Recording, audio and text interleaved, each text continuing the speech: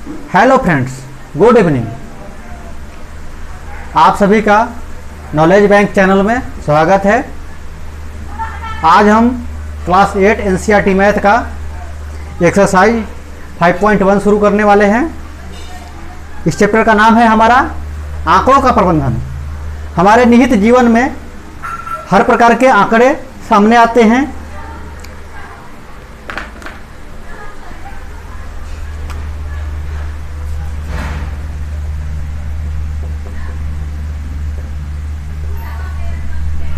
आंकड़े हमारे जीवन में बहुत प्रकार के आते हैं। ये हो सकता है हमारे उम्र की बात हो, शैक्षिक योग्यता की बात हो,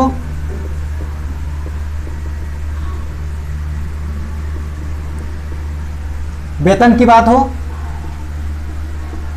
मजदूरी हो,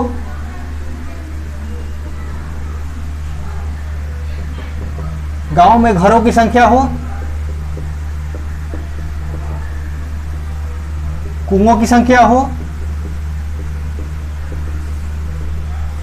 घरों में स्त्री पुरुष की संख्या, घरों में लड़के लड़कियों की संख्या, विवाहित और अविवाहित सदस्यों की संख्या। इस प्रकार से हमारे जीवन में अनेक प्रकार के आंकड़ों से हमारा संपर्क होता है। जैसे गांव में घरों की कितनी संख्या है, गांव में कुओं की कितनी संख्या है, घरों में स्त्री पुरुष की संख्या कितनी है, घरों में लड़के लड़कियों की संख्या कितनी है, विवाहित और अविवाहित संख्या कितनी है, किसको कितनी मजदूरी मिलती है। ये सब क्या है, एक प्रकार के आंकड़े हैं जिसका हमें जो है कि प्रबंधन करना होता है। अगर हम बात करें आंकड़ों की, तो आंकड़ा क्या होता है, एक जो है कि एकत्रित की सभी सूचनाएं हैं। ठीक है, कितने बच्चे पढ़ते हैं, कितने स्कूल जाते हैं, कितनी प्रथम क्लास में पढ़ते हैं, कितने द्वितीय क्लास में पढ़ते हैं, कितने लोगों की शादी हो गई है, कितने लोग जो है कि जवान हैं, कितने लोग बूढ़े हैं, ये सब क्या है, हमारे क्या है, ये आंकड़ा है। तो आंकड़ा क्या है, सभी एकत्रित की गई सूचनाएं हैं। इन सूचनाओं के अंतर्गत हमारे साथ बहुत कुछ हो सकता है। स्त्री पुरुष, दूसरा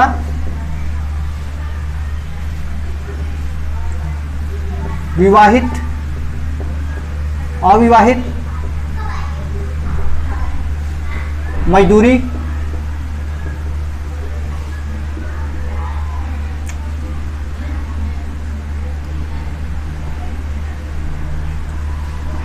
उम्र संबंधित,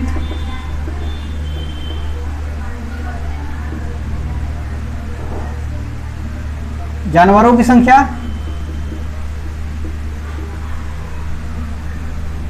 नौकरी पेशा, लोगों की संख्या।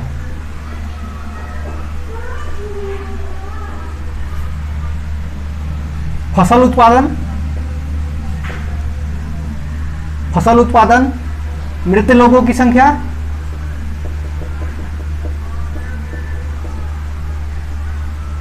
जन्म लेने वालों की संख्या,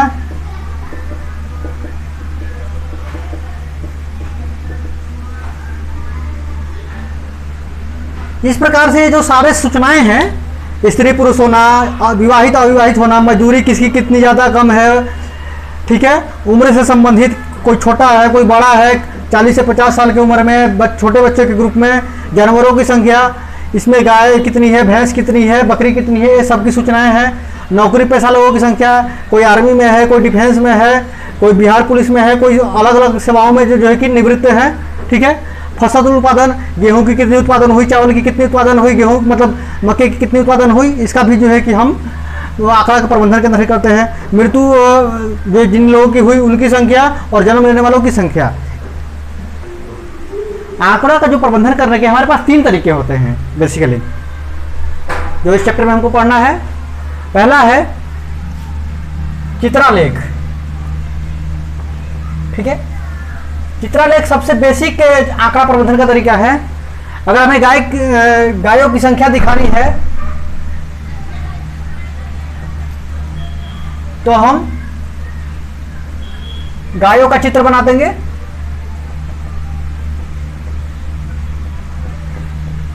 ठीक है, अगर किसी साल में 10 गाय 20 गाय या कितनी भी गाय हैं उनको हम चित्र के माध्यम से समझाएंगे। ठीक है ना, यानी इसको इस तरीके से कर सकते हैं।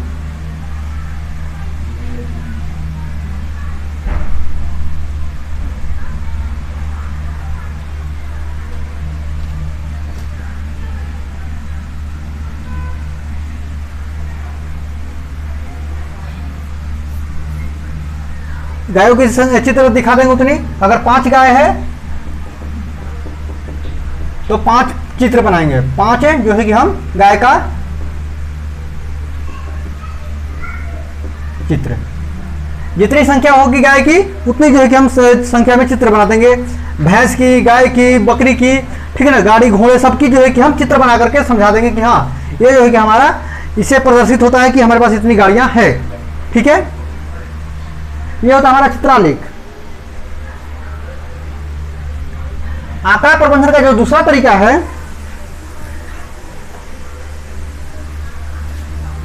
एक दंड आलेख।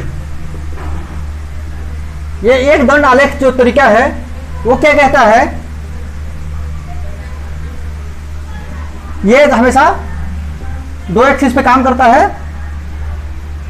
एक्स एक्सिस यहां पर हो गया हमारा 0, यहां शुरुआत है, पॉइंट है।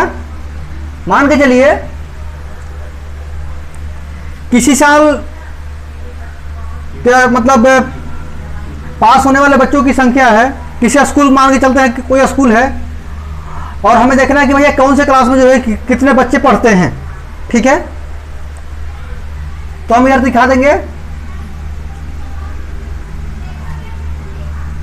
वर्ग, इधर हम दिखाएंगे वर्ग और इधर दिखाएंगे हम छात्रों की संख्या। ठीक है, तो मान के चलिए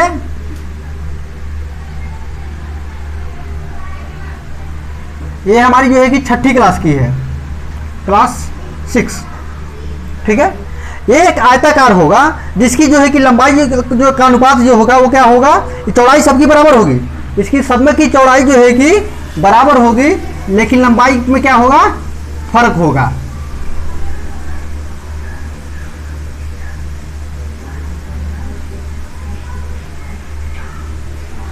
ये हमारी क्लास 6 हो गई, ये हमारी क्लास है 7, ये हमारी हो गई क्लास 8, ये हो गई हमारी क्लास 9 और ये हो गई हमारी क्लास 10।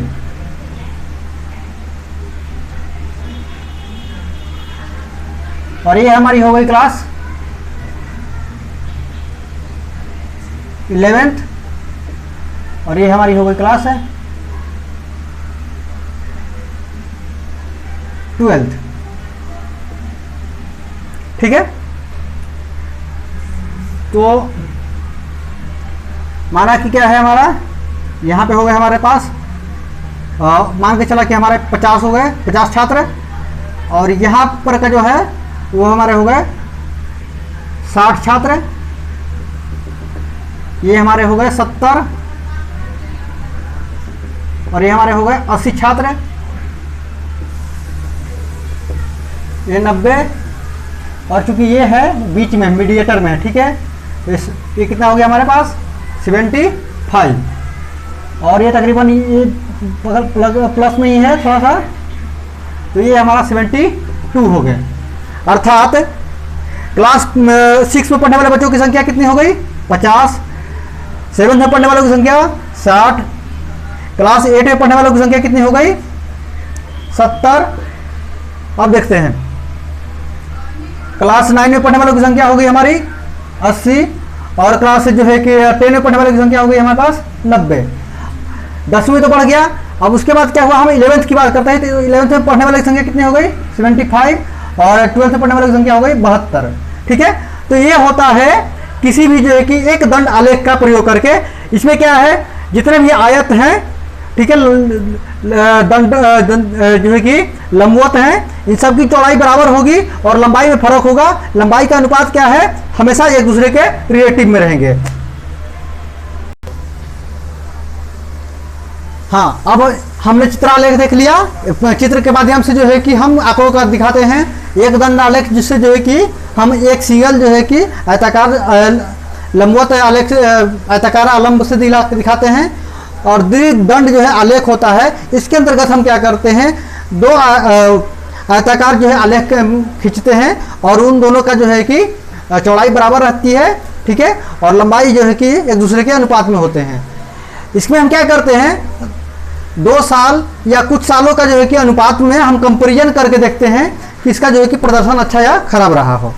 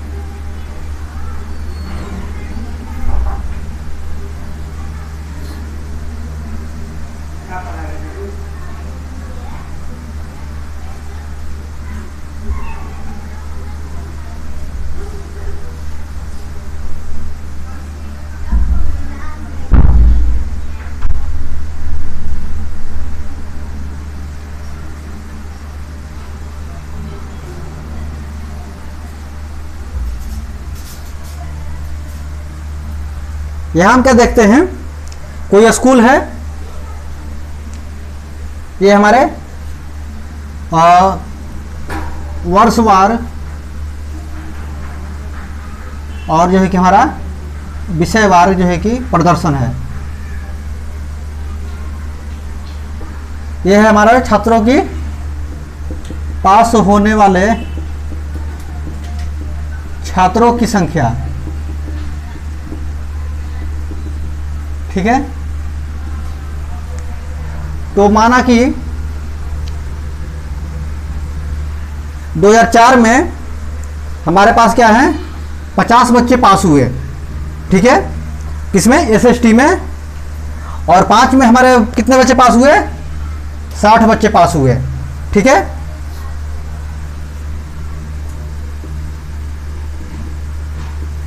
उसी प्रकार से 2004 में हमारे साइंस में पास होने वाले बच्चों की संख्या कितनी थी? ये थी हमारी जो है कि 70, और ये 2000 जो है कि 5 में हमारे पास कितने हुए बच्चे? ये हमारे जो है कि पास हुए 80 बच्चे। ठीक है, इसी प्रकार से अगर हम इस चीज को देखें तो ये हमारे हुए 65, और ये हमारे हो गए तकरीबन ये 60। ठीक है, तो इसमें कितने हुए हमारे साइंस में कितने पास हुए बच्चे? साइंस में हमारे पास हुए जो है कि 70, और 2005 में कितने बच्चे पास हुए? 80 बच्चे पास हुए। यानी इनका प्रदर्शन जो है कि परफॉर्मेंस का पता चलता है कि सुधर रहा है या बिगड़ रहा है गत वर्ष के तुलना में। ठीक है, अगर हम बात करें मैथ की तो 2004 में कितने बच्चे मैथ में पास हुए थे? 2004 में बच्चे हुए थे पास में जो है कि 75, और जो है कि 2005 में कितने पास हुए? मात्र जो है कि ये 65, और ये हमारे पास हुए मात्र 60 है। ठीक है, इसी प्रकार से अगर हम इसको देखें तो ये हमारे 75। ठीक है, यानी कि अगर इंग्लिश में हम देखें 2004 में प्रदर्शन कर रहा स्कूल के बच्चों का, और 75 पास हुए थे, और इस वर्ष में जो है कि घट करके कितने हो गए? 70 हो गए। इस तरीके से हम देखते हैं कि हम 2 वर्षों का तुलनात्मक अध्ययन करते हैं किसी भी सब्जेक्ट वाइज के हिसाब से किसी भी स्कूल के कंडीशन में। ठीक है, 2004 में जो है कि हमारे जो है कि SST में बच्चे पास हुए थे कितने? 50, और SST में ही 2000 जो है कि 5 में पास हुए 60 बच्चे। साइंस में पास हुए थे कितने? 2004 में 70 बच्चे, और 5 में कितने पास हुए? 80 बच्चे। ठीक है, अगर हम बात मैथ की करते हैं तो 2004 में मैथ में कितने बच्चे पास हुए थे? 65, और जब कि 5 में आकर कितने हुए? मात्र 60। यानी कि क्या है कि किसी में क्रमशः जो है कि बढ़ रहा है, और किसी में क्रमशः जो है कि घट रहा है पिछले वर्ष की तुलना में। अगर हम मैथ को इंग्लिश को देख ले तो 2004 में हमारे इंग्लिश में कितने बच्चे पास हुए थे? 75, और जो है कि अभी के करंट कंडीशन में यानी कि 2005 में कितने पास हुए? जो है कि 70 बच्चे पास हुए। इस तरीके से हम 2 सालों का जो है कि बच्चों के परफॉर्मेंस का अंदाजा लगाते हैं, अनुमान लगाते हैं। हमारे पास क्या है, कोई भी विषय वस्तु पर हमारे पास बहुत सारे आंकड़े दे दिए जाते हैं। कभी कभी ये आंकड़ा दिया जाता है कि चलो ठीक है, हमारे स्कूल के भाई क्लास में कोई क्लास है, उसमें लड़के और लड़कियों की संख्या, लड़के और लड़कियों की संख्या है। ठीक है, ये क्या है? ये हमारे पास जो है कि दिया गया है एक आंकड़ा कि भैया हमें किसी स्कूल की जो है कि लड़के और लड़कियों की संख्या है जो आपको दी गई है, आपको जो इसका जो है क्या करना है? एक संगठित व्यवस्था देना है जिससे पता चले कि कोई ग्रुप हो। ठीक है, अब इसमें क्या है, इसमें हमारे पास क्लास जो है कि अगर हम कोई बढ़िया स्कूल है, पहली क्लास से लेकर 12वीं तक ले है, तो उसमें जो है कि कुछ बच्चे 5 वर्ष के भी होंगे, और कुछ बच्चे जो है कि हमारे पास 20-21 साल के भी होंगे। ठीक है, कोई 15 साल का भी होगा, कोई 12 साल का भी होगा, कोई 17 साल का भी होगा। ठीक है ना, तो अलग अलग आयु वर्ष के बच्चे होंगे। तो हम इन बच्चों का जो है कि अब कुछ बच्चे होंगे ये पहली क्लास में पढ़ेगा, हो सकता है कि 6ठी क्लास में पढ़े, ये 7वीं क्लास में पढ़े। ठीक है, यह होता है कि जो है कि 12वीं में पढ़े। तो ये कैसे पढ़ते हैं? क्योंकि ये हमारे पास जो डाटा दिया गया है सारे बच्चों के स्कूलों की संख्या, मान के चलो अगर हमारे टोटल 500 या 1000 बच्चे हैं तो हमारे लिए क्या है?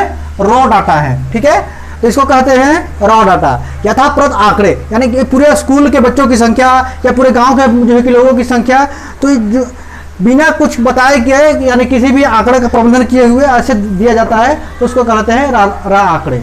ठीक है, तो एक चीज देखते हैं, मिलान चिन्ह। मिलान चिन्ह क्या होता है? यह एक तरीका है आंकड़ों का प्रबंधन करने का। इसके अंतर्गत क्या करते हैं, हमारे पास अगर कोई संख्या दी गई है 7, ठीक है 7, तो इसको हम कैसे लिख सकते हैं? 1 2 3 4, इन चारों को एक बाउंडिंग दे देंगे, ये हमारा हो गया 5 है। ठीक है, और ये बच गए 2। ठीक है, तो इसको कहेंगे, ये इसको मिलान चिन्ह का ग्रुप कहते हैं। अगर हमारे पास 12 है, ठीक है, तो इसको लिखेंगे हम 1 2 3 4 5, 1 2 3 4 5 और ये हमारा 2। ठीक है, अगर इस तरह हमारे पास 22 है, 22 स्टूडेंट की संख्या है, तो इसको कैसे दिखेंगे? 1 2 3 4 5 1 2 3 4 5 1 2 3 4 5 1 2 3 4 5 और 1 1 2।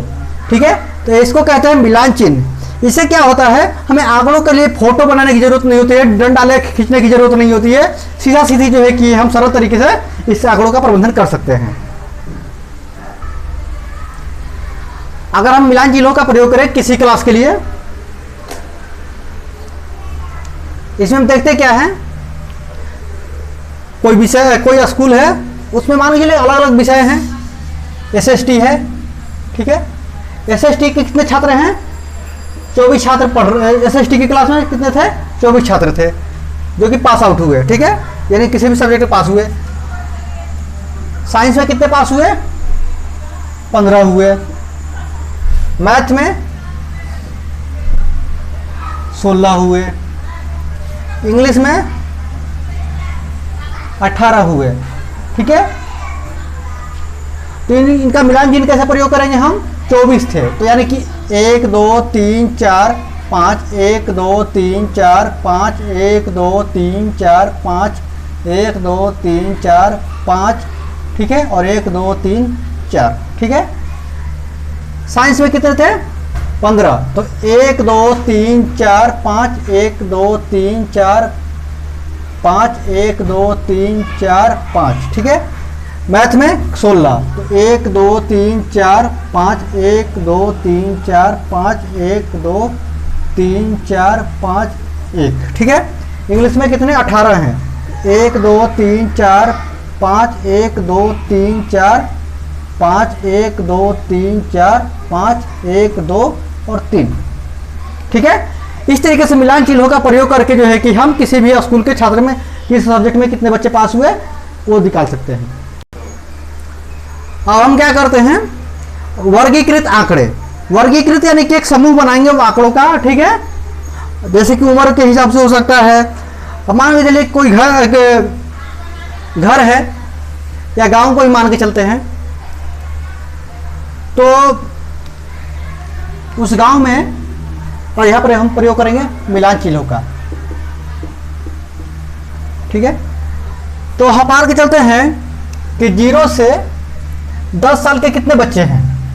तो 10 साल से जो है कितने बच्चे हैं? ये है हमारे जो है कि 30 हैं। ये 30 यानी कि बारंबारता है। ठीक है ना, बारंबारता का मतलब ये होता है कि किसी चीज का रिपीटेशन, यानी कि 30 बच्चों का उम्र क्या है, कितना है? 10 और 0 और 10 के बीच में है, यानी कि ये रिपीट होता जा रहा है। और ये रिपीट कितने लोगों पे हुआ है? ये 30 लोगों पे हुआ है। यानी कि अगर हम बात करें बारंबारता का मतलब होता है, बारंबारता का मतलब होता है एक ही संख्या का बार बार आना। ठीक है, यानी कि एक ही उम्र ग्रुप के जो है कि कितने बंदे हैं? 30 हैं। तो ये क्या है? इनकी बारंबारता है। तो 10 और 0 और 10 के बीच में कितने बंदे हो गए? ये हो गए हमारे जो है कि 30 हो गए। और 10 से जो है कि हमारे पास 20 के बीच में कितने बंदे हैं? ये हमारे पास 50 हैं। ठीक है, 1 वर्ष के इंटरवल की बात कर रहे हैं। और 20 से लेकर के 30 के बीच में है हमारे पास हैं, ये हैं 70। ठीक है, और 30 से लेकर के 50 के बीच में कितने बंदे हैं? ये हमारे पास 20 हैं। ठीक है, तो हम जैसे पहले मिलान चिन्हों का प्रयोग किए थे वो मिलान चिन्ह होगा। अब देखिए ये जो ग्रुप है, ये जो हमारा ग्रुप, इसको मिलान चिन्ह से प्रयोग कर देंगे। ठीक है, जैसे अभी किया था हमने। जैसे कि हमारे पास कितने हैं? 30 हैं। 1 2 3 4 1 2 3 4 1 5 1 2 3 4 1 5 1 2 3 4 5 1 2 3 4 5 1 2 3 4 5। ठीक है, 1 2 3 4 5 6। इस तरीके से सबका हम उससे डिनोट कर देंगे। ठीक है, जैसे इसका ही हो गया 1 2 3 4 5 1 2 3 4 5 1 2 3 4 5 1 2 3 4 5। ठीक है, और इस तरीके से सबका रिपीट हम करते चले जाएंगे। तो ये जो हमारा है, ये हमारा क्या कहलाता है, वर्गीकृत आंकड़े हैं, ठीक है ना। तो ये होता है इसका ऊपरी सीमा, ये जो हमारा है ये है हमारा जो है ऊपरी सीमा, और ये है जो हमारा निम्न सीमा। और इन दोनों का जो माप होगा, इन दोनों का माप होगा, यानी कि माप क्या कहलाता है, ऊपरी सीमा माइनस निम्न सीमा। तो इसकी माप कितनी हो गई, 30 से 40 का है, ठीक है। तो इन सब के बीच माप कितना है, माप हमारा है 10 का, ठीक है। इसमें भी माप कितना है 10, इसमें भी माप कितना है 10, इसमें भी माप कितना है 10, ठीक है। तो क्या क्या हम देखें, वर्गीकृत आंकड़ों में क्या है, एक समूह है, ठीक है, एक ग्रुप बनता है। इसमें एक होता है निम्न सीमा जो कि नीचे वाली संख्या को प्रदर्शित करता है, ग्रुप को प्रदर्शित करता है, और एक होता है ऊपरी सीमा, यानी कि उस समूह में जो ग्रुप बना है वर्ग समूह, उसमें एक ऊपरी सीमा होती है और एक निम्न सीमा। उन दोनों का जो माप होता है उसको कहते हैं, दोनों का जो अंतर होता है उसको कहते हैं माप। ये ऊपरी सीमा माइनस जो है कि निम्न सीमा को घटाएंगे तो प्राप्त होता है, ठीक है। इस तरीके से जो है कि हमारा एक्सरसाइज 5.1 का बेसिक कंप्लीट होता है, और जो है कि हम कल से इसका जो है कि एक्सरसाइज 5.1 का जो है कि न्यूमेरिकल है, क्वेश्चन है, वो सब हम करेंगे, ठीक है। हम उम्मीद करते हैं आपको जो है कि बेसिक इसके क्लियर हो गए होंगे, ठीक है।